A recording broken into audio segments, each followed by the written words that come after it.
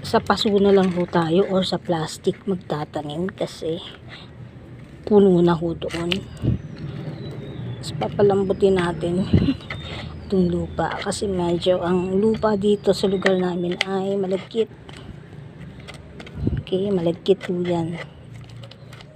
Yan. Napakahirap niyang ukayin.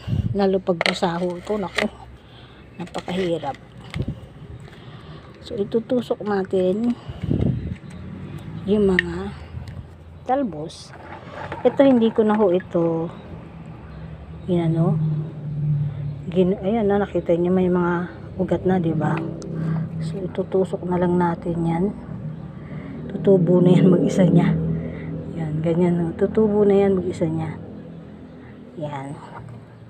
So kaya hindi ko na siya na pinutol para tumubo na yung kanyang dahon.